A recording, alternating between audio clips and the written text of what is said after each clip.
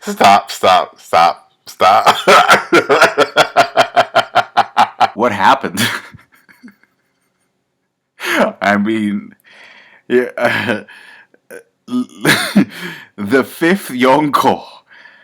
How's that Katakuri W feeling now? Like, I don't want to be mean, because even though I know that this is a work of fiction and these are fictional characters, I know that every single person on this earth experiences pain in their life at some point. And I know that's no fun. That's not a good time. It's not an enjoyable thing. I will say, though, that ever since Whole Cake Island, Luffy has gotten away from very difficult situations, very tight spots, with very little repercussions, with very little consequences. Okay? So to see this is, narratively speaking, a breath of fresh air.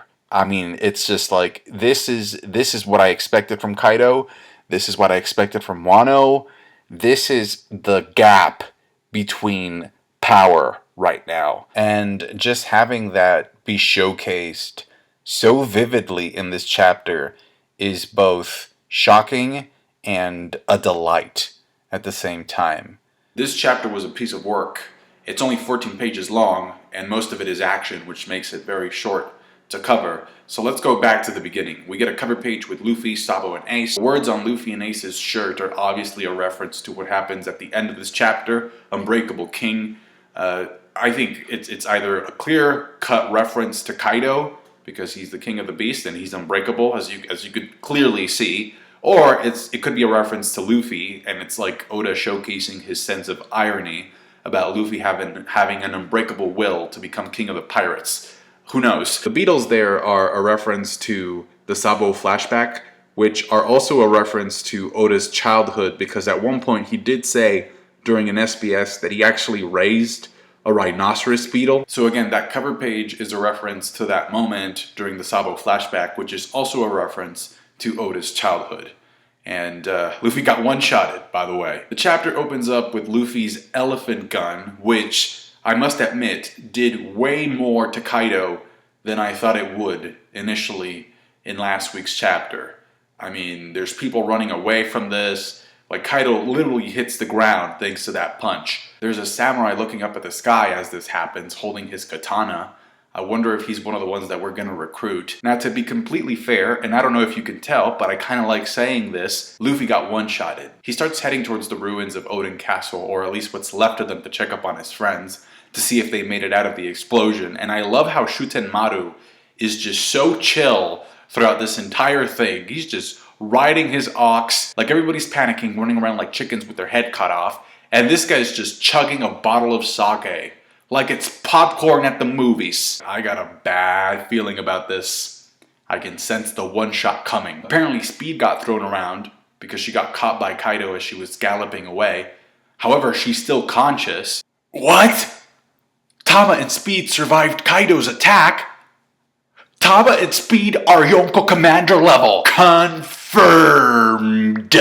What happens here is that everybody's just so focused on this chapter's ending because, you know, Luffy got one-shotted, that we kind of take for granted that Tama also got attacked as well. You see her hand on the ground with her little apple spliced up, and to me it kind of seemed like a reference to Snow White. Now, real talk here for a moment. I genuinely did feel bad when Luffy clenched the ground, just looking super angry, but almost, it's kind of like angry, but also very sad at the same time. And he's like, I should have gone with her. And you get this little flashback of Tama saying how much she's grateful for the food that she received that day. That was a good emotional moment. I'm here for the emotional moments. I'm here for the one-shots. Law comes running in, obviously, because he has to be in position because Law is a doctor. And I can only imagine that he's going to treat Luffy after the travesty that happened to him by the end of this chapter. He tries to be the voice of reason, but Luffy's not having it. He's just like, I gotta finish this. The quicker I finish this, the better it is for everybody. There's a bunch of people suffering here, so I'm just going to try and end this as soon as possible. Kaido comes in, he spots Luffy, and this is the very first time that Kaido and Luffy come face to face with each other, okay? And Luffy introduces himself as Monkey D. Luffy, the guy who will become king of the pirates. And I think this is also a very clear reference, or it's very reminiscent of Luffy's confidence level when he introduced himself to Big Mom via the Dendenmushi. He's like, hey, Big Mom, I'm going to be the king of the pirates, and I'm going to go to Whole Cake Island, and I'm going to beat your ass, and I'm going to protect Fishman Island. So it's kind of like the same thing, the same pattern. He just doesn't care. He's like introducing himself to Yonkos. Also, from a combat standpoint, it makes perfect sense for Oda to have these emotional triggers here for Luffy, such as him not knowing what happened to Sanji and the rest, whether or not they escaped the explosion, and also finding out about Tama being hurt. Because if you think about it, if he gets flustered, if he gets emotional, he can't use future sight, which is exactly something that he could have used to probably dodge that hit by the end of this chapter. But he's just getting like gradually more flustered and more emotional. So I think that's why Oda had these sequence of events happen the way that they did. In fact, his mindset is actually very similar to the mindset that Katakuri had after he was discovered eating those donuts. And he was just like super upset. He's like, I just have to end this. This kid's on my face. I have to put him out. And Luffy, that's when he landed the first hit against Katakuri. So it's kind of like the same thing, but flipped here. Because Kaido's the one inflicting the damage. Anyway, there's some people in the ground that get caught in Kaido's blast. And you kind of see them fade away. So they're probably dead. Luffy manages to jump up just in time. And he actually saved Speed. And he sends her downward so that a beast pirate catches her. I thought that was kind of funny. Also, and I should have mentioned this last week, but base Luffy can jump up pretty high. I mean, you see this chapter, like how high he has to jump to be able to aim his gun, his elephant gun, once again at Kaido. And in the previous one, think about how much he had to jump to be on top of Kaido and come down at him. So he comes in with an elephant gatling, which does manage to push Kaido back, and not just push him back, but he actually falls down. Like, you see him flip, and he crashes into some buildings. And I have to say, like, I don't understand why Kaido isn't using any type of haki to protect himself from those attacks. Like, I don't understand what's going on. I'm a little bit disappointed in Kaido's dragon form thus far from a defense standpoint, not from an offense standpoint, because we saw, like, I mean, it's like he's like blowing up stuff like crazy. But from a defensive standpoint, right now, the form does seem underwhelming, I have to say. In fact, this chapter almost kind of makes it seem as if Luffy pushes Kaido out of his dragon form, which wouldn't be a problem here, except he's doing it with Gear 3rd. Now, to be fair, it doesn't seem like Kaido, throughout this entire chapter, it doesn't seem like Kaido is remotely interested in defending himself at all. So I don't know what's going on through his head. We know he's kind of crazy. So I'm just going to give Kaido the benefit of the doubt. Like, typically when Zoans transform, that's where they're actually at their strongest. But this chapter, it's weird because this chapter makes it seem as if it's actually the opposite for Kaido. So now that Kaido is in the ground, Luffy just decides to go straight for a Kong organ. He doesn't even use a Kong gun. Just starts spamming these punches. Now, there's something very interesting that I noticed in the page where he's actually landing those hits. If you notice, we get a shot of Luffy's back, and we see that his feet don't have haki on them as he's attacking in Gear 4th. So I don't know what Oda was going for with that shot, with that scene, because, like, as far as I know, like, Gear 4th does have haki on the legs, and so it's kind of like weird. I don't know if he was running out of it or if he was trying to like do something else, but it's very weird. And then if you look at the final page, you kind of look at his feet and you do see them that they have haki. So maybe it was just a mistake. So he lands those attacks, and Kaido does in fact get pushed back. He lands on his back, again, making absolutely no effort to block or defend against Luffy's punches. And we get the shot with Law and Hawkins, and then we also see Shuten Maru, and he's like, who the hell is that guy? So I'm guessing that he's beginning to get inspired. Shuten Maru has been complaining that there's no leadership in Wano right now, so that's why he's just a rogue, a thief. But I think this is kind of like sort of like getting that fire going, and he's going to be like, he's going to pledge his allegiance to Luffy pretty soon. Because even though Luffy got completely demolished, I'm pretty sure that Shutamaru is going to take into consideration the fact that he still stood up to Kaido. Like, he still had the balls to confront him, which is something that hasn't happened in Wano for a very long time. And then Kaido comes in with the thunderclap. I can already imagine like this thing making like a thunderous sound that is heard throughout the land of Wano. He just comes in there, one swing, the hit and the club look clean as hell. Wonderfully drawn panel. We see Luffy get pushed out of gear 4th. He's deflating, he hits the ground, and I have to say this, if you look at that panel, that is Kaido with one arm doing this. It's just one arm, guys. One arm. Luffy was using both. He was using a Gatling and KO! Now here's the thing.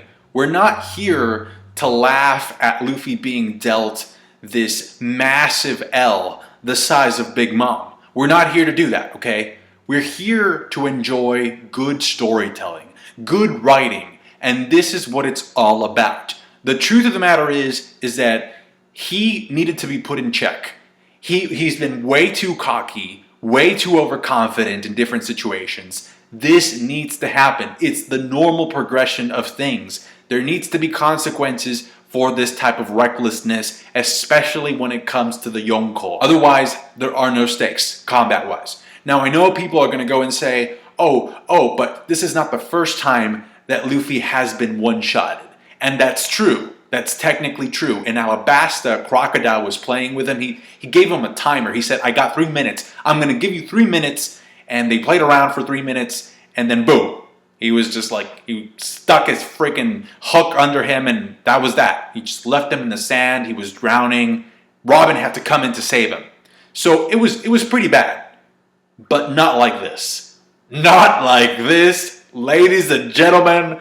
Oh boy. And Lucci actually sent him flying, but if memory serves, that wasn't a one-shot because I'm pretty sure that Lucci was able to land hits before that happened. And plus, even after he sent Luffy flying, Luffy wasn't KO'd. He was just stuck between two buildings. But anyway, my point here is that there are different levels of getting your ass handed to you, okay? So if this were to happen, like if this type of beating were to go down in real life, IRL, you would probably need to change schools and then apologize for being so reckless. This chapter made it so that if Luffy happens to solo Kaido somewhere in the future, we're going to have a problem, all right? Because I cannot buy that Luffy is going to solo this guy. Like, he has to at least get some help from somebody. Because this is crazy. I can maybe buy that he will eventually be able to 1v1 Big Mom in Elbaf. And I can maybe buy that he will be able to defeat Blackbeard 1v1 in Raftel. Not Kaido.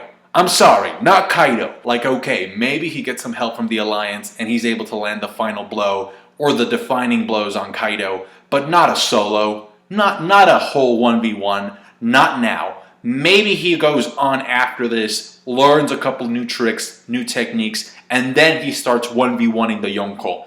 It's just not now. It's just not now. I don't see it. This chapter pretty much confirms that Luffy was not ready to win against Katakuri. That fight should have ended in a draw, in a tie.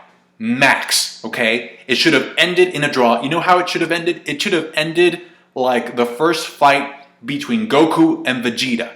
And then Sanji should have gone into the mirror world to drag Luffy's ass out of there. And then Sanji should have gotten a fight on his way to the Sunny. Because what happens now, due to this chapter, all right, is that if you're going to scale Yonko and compare them to first Yonko commanders, the gap between those two ranks has just widened. Pathetically so. I mean, look at this gap. Luffy is first Yonko commander level, right? That's what everybody thinks. That's what I think. Because of his fight against Katakuri, because he won that fight. And now look at this. Look at what this does for first Yonko Commander level characters. Kaido did this with one arm. With one arm to a first Yonko Commander level character. People have been talking mad trash about Captain Eustace Kid, all right? Ever since we saw him in the cave bloodied out. Ever since we saw him beaten up by Kaido, okay? How's he looking now? How is he looking now? Because I'd say, thanks to this chapter, Kid ain't doing so bad. No wonder Oda decided to have Zoro get lost and be someplace else right now.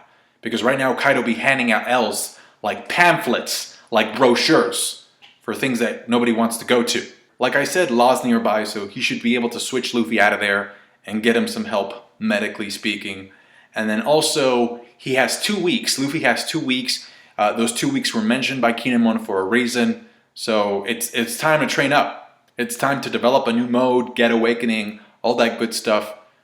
Kick it up a notch, because this is the natural progression of things. Things have to get worse before they get better. I love this. This is good storytelling. This was a great chapter of One Piece. Please let me know your thoughts down below. Thank you so much for watching. Like the video if you did. Subscribe to my channel if you haven't done so already for more One Piece content. And did I say tell me your thoughts? Tell me your thoughts. What now, guys? What now? Thank you for everything you do. Catch you guys later. Bye.